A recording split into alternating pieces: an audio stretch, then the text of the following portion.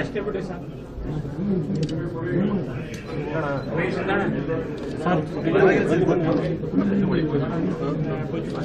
ಇದನ್ನು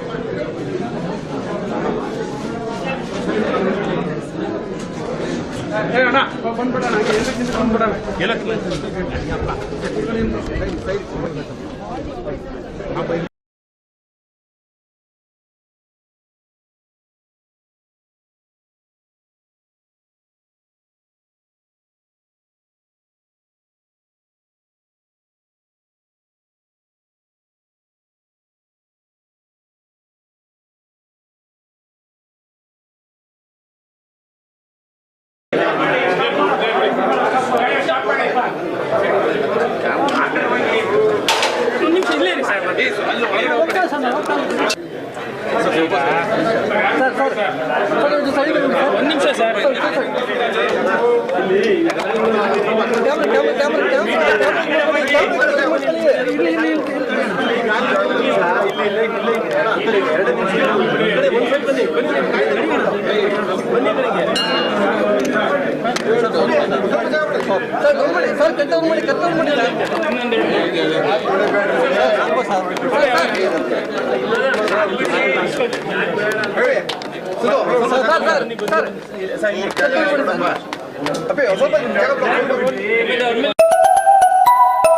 ಇಲ್ಲಿ ಸ್ನಾನ ಮಾಡಿಸಿ ಪೂಜೆ ಮಾಡಿ ಈ ನೀರನ್ನು ನನ್ನ ಮನೆ ಕೂಡ ನಾನು ಗೃಹ ಪ್ರವೇಶ ಮಾಡಿದಾಗ 5 ಕಡೆ ನೀರು ತೆಗೆದುಕೊಂಡು ಹೋಗಿದ್ದೆ. ಅದರಲ್ಲಿ ಈ ಕೆರೆ ನೀರು ಕೂಡ ಯಾವಾಗಲೂ ಕೂಡ ತುಂಬಿ ತುಳುಕ್ತಾ ಇರ್ತದೆ ಮತ್ತು ಎಲ್ಲ ಇದು ಭಾಳ ಪವಿತ್ರವಾದಂಥ ಕ್ಷೇತ್ರ ಇದು. ಸೊ ಭಾಳ ಚೆನ್ನಾಗಿ ನಾನು 25 ವರ್ಷದಿಂದ ನಾನು ಗಮನಿಸ್ತಾ ಇದ್ದೀನಿ ಈ ಜಾಗನ. ಸೊ ನನಗೆ ಭಾಳ ಈ ಜಾಗಕ್ಕೆ ಬಂದರೆ ಭಾಳ ನೆಮ್ಮದಿ ಸಂತೋಷ ಎಲ್ಲ ಕೂಡ ಸಿಗ್ತಾ ಇದೆ. ಏನು ಅವಶ್ಯಕತೆ ಇದೆ ಅಂತ ನಾನು ಕೇಳಿ ಖಂಡಿತ ಇಲ್ಲಿಗೆ ಒಂದು ಅಭಿವೃದ್ಧಿ ಕೆಲಸಕ್ಕೆ ನನ್ನಿಂದ ಏನಾರು ಆಗಬೇಕು ಅಂತೇಳಿ ಹೊಸದಾಗಿ ಬಂದಿರೋದ್ರಿಂದ ಖಂಡಿತ ಒಂದು ಕೊಡುಗೆ ಕೊಡ್ತೀನಿ. ಒಂದು ಅವಕಾಶ ಸಿಕ್ತಂಥ ಸಂದರ್ಭದಲ್ಲಿ ಎಲ್ಲ ಹೋಗ್ತಾರೆ, ಎಲ್ಲ ಧರ್ಮದವರು ಭೂಮಿ ಪೂಜೆ ಮಾಡ್ತಾರೆ. ಭೂಮಿ ಪೂಜೆ ಮಾಡಿ ಯಾರು ಕರೀತಾರೆ?